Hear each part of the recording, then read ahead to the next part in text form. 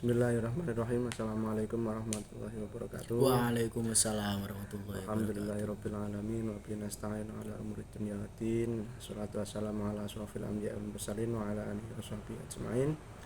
Amma ba'd. Saya Khairul Anam beserta Mas Ahmad Satria Karta Citra Yuda.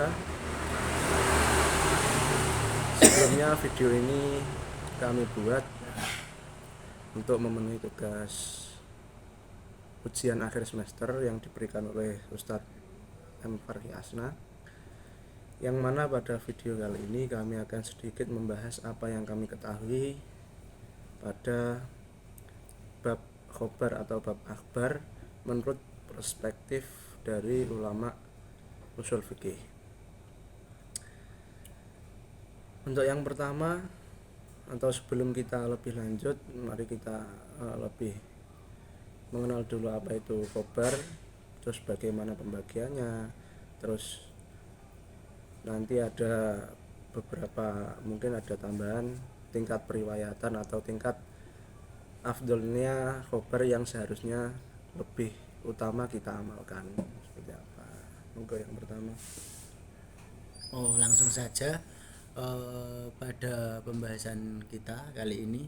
Sebelum masuki khobar, definisi khobar, kita perlu kita ketahui bahwasanya kalam orang Arab itu terbagi menjadi dua. Yang pertama yakni khobar, yang kedua kalam insya. Apa pengertian khobar? Khobar adalah kalam yang dimana di dalamnya terdapat unsur antara benar dan bohong. Jadi ada unsur antara benar dan bohong. Sedangkan kalam insya sendiri itu tidak terdapat unsur antara benar dan bohong di dalamnya. Semisal contoh kalam insya itu kalimat nahi, pergilah, semisal kalimat seperti itu. Nah, kalimat itu tidak mengandung antara benar dan bohong karena hanya kalimat itu termasuk insya. Sedangkan kalimat khobar biasanya terdapat pada jawaban. Semisal jawaban seseorang yang ditanya itu bisa dikatakan benar dan bohong, kebohongannya bisa dijelas. Kemudian ada beberapa hal yang mengecualikan kalimat khobar tersebut tidak ditinjau dari apa yang diucapkan, melainkan bisa ditinjau langsung dari siapa yang mengucapkan. Semisal firman Allah dan sabda Nabi itu tidak perlu diragukan lagi kejelasannya, kebenarannya. Sudah tahu kita semua bahwasanya itu benar apa yang dikatakan oleh firman Allah dan sabda Nabi. Sedangkan jika yang berkata itu Musailamah al-Kadzab atau lain sebagainya itu kita juga sudah tahu bahwasanya apa yang dikatakan oleh mereka itu adalah hal yang kadib atau yang bohong. Ya, seperti itu. Musailamah sendiri kan sudah diberi lakoban al-Kadzab atau Jadi untuk orang-orang yang mungkin sudah dipastikan atau sudah dinas itu pembohong, berarti sudah kita tidak perlu dipertanyakan lagi bagaimana perkataannya, tapi sudah bisa dipastikan bahwa mereka itu berbohong. Terus selanjutnya khobar sendiri untuk menurut istilah yakni perkataan Nabi atau tindak laku Nabi yang diriwayatkan kepada para sahabat, kemudian dilanjutkan periwayatannya oleh ulama-ulama di bawahnya itu, ulama-ulama setelahnya, entah itu para tabi'in atau tabi'in, yang dimana dari periwayatan tersebut akan terbagi menjadi banyak sekali yang akan dibahas dalam ilmu hadis. Nah, ulama usul fikih sendiri membagi khobar, memperkecil pembagian khobar menjadi dua bagian. Yang pertama khobar ahad, yang kedua khobar mutawatir. Khobar ahad sendiri adalah khobar yang cara-caranya ini boleh diamalkan,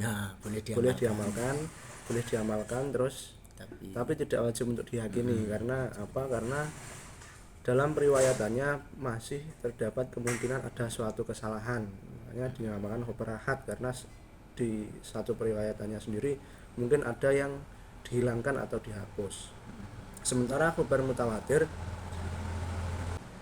untuk khobar mutawatir itu adalah khobar yang seharusnya kita amalkan dan sudah seharusnya kita yakini, karena khobar mutawatir sendiri sudah masyhur diriwayatkan oleh orang-orang terpercaya dan di setiap tingkatan itu pasti diriwayatkan oleh orang banyak.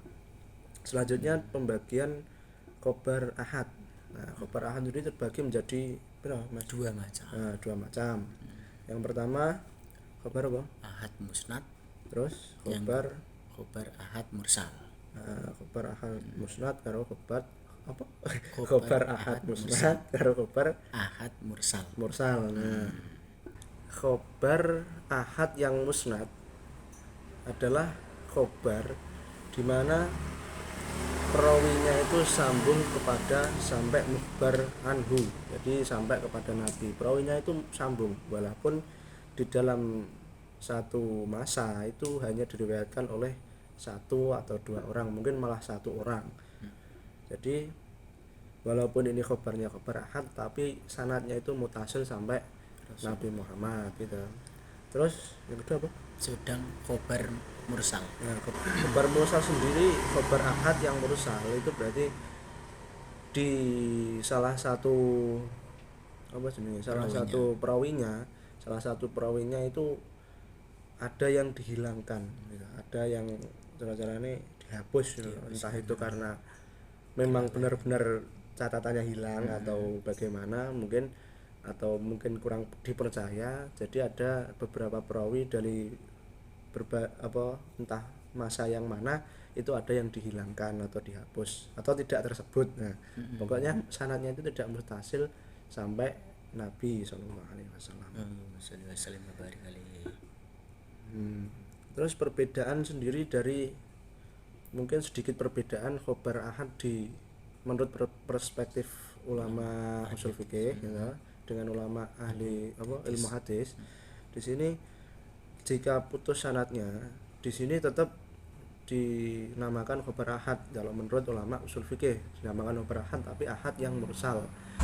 Tetapi kalau menurut perspektif ulama ahli ilmu hadis itu tidak bisa dinamakan dengan hadis ahad, tetap bisa mungkin ada yang mengkote, dikategorikan dengan mengkote atau mu'alaq atau mudlal. Jadi berbeda perspektifnya, karena di ulama usul fikih hanya mengelompokkan menjadi dua macam, yakni khobar ahad dan khobar mutawatir. Jadi dalam periwayatan hadis itu terdapat beberapa tingkatan, bahwasanya hadis tersebut itu memiliki kualitas yang bagaimana, apakah seandainya itu diambil itu tingkatannya bagaimana gitu, seperti itu. Mana yang harus diutamakan? Yang mana yang harus diutamakan seperti itu. Monggo disebutkan. Yang pertama untuk derajat tahammul yang sendiri, yang pertama untuk derajat periwayatan yang lebih utama yakni derajat tahammul, di mana derajat tahammul sendiri cara periwayatannya yakni ketika seorang guru terus membacakan sebuah hadis kepada perawi, kepada muridnya, itu adalah derajat yang tertinggi. Di sini dikatakan seperti itu. Jadi ketika murid nanti akan meriwayatkan hadis tersebut, maka ia akan menggunakan lafadz hadatsana atau akhbaruna. Akhbaruna atau yang lebih utama biasanya menggunakan kata akhbaruna untuk meniteni gitu, meniteni hadis yang biasanya menggunakan lafadz akhbaruna untuk hadis yang seperti itu periwayatannya. Terus kemudian ketika perawi atau sang murid membaca nyorok kepada gurunya, itu biasanya hadis tersebut didahului dengan lafadz hadatsana atau hadatsani. Selanjutnya ketika perawi mendengar bacaan orang lain di depan guru, murid lain yang membaca kan, tapi sang perawi tersebut ikut mendengarkan, maka biasanya hadis tersebut didahului dengan lafadz hadatsana qara'ahu alaihi. Jadi hadatsana qara'a ala syaikhi seperti ini ya, gitu. Yang selanjutnya yakni periwayatan model ijazah, ketika seorang guru mengijazahkan suatu hadis atau suatu kitab kepada muridnya, maka biasanya hadis tersebut didahului dengan lafaz Ajazani. Nah, selanjutnya dengan model munawalah. Nah, jadi untuk periwayatan model munawalah tersendiri hanya sebuah kitab atau sebuah tulisan diberikan oleh sang guru kepada murid. Ini oleh pendapat yang sahih itu tidak boleh diriwayatkan oleh sang murid, diriwayatkan kembali oleh sang murid, itu untuk pendapat yang sahih itu tidak diperbolehkan. Kemudian ada lagi model wasiat, dan yang terakhir adalah model penemuan. Jadi model penemuan sendiri adalah model yang caranya paling diragukan atau paling jarang ditemui ketika seorang murid menemukan sebuah tulisan dan ia yakin bahwa tulisan ini adalah tulisan seorang syekh atau seorang gurunya, maka sebenarnya dia boleh meriwayatkan hadis atau tulisan yang ada di kertas tersebut. Akan tetapi jarang sekali ditemukan, atau bahkan ada yang berpendapat itu masih diragukan apakah boleh atau tidak, seperti itu. Dari pembahasan yang telah kita bahas tadi, bisa kita ambil kesimpulan bahwa ulama usul fikih dalam mengambil sumber hukum dari hadis atau dari khobar itu terbagi menjadi dua khobar. Mereka mengelompokkan menjadi dua khobar, yakni hadis ahad dan mutawatir. Yang mana hadis yang lebih didahulukan atau diutamakan adalah hadis yang mutawatir. Nah, setelah mengutamakan hadis yang mutawatir, kemudian beliau berpindah, mungkin ketika tidak ditemukan, mungkin mengambil jalur lain dari hadis ahad. Dari hadis ahad pun masih terbagi lagi menjadi musnad dan mursal. Nah, seperti itu. Jadi kita sebagai ketika kita ingin mengambil suatu hukum dari hadis, maka kita harus terlebih dahulu mengetahui kualitas hadis tersebut, mana yang harus didahulukan dan mana yang diakhirkan seharusnya.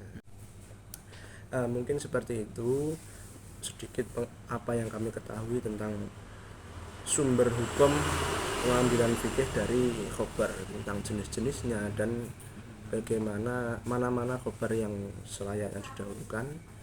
Kami juga mohon maaf bila terjadi banyak sekali kesalahan dalam pengucapan atau dalam pengertian yang kami pahami.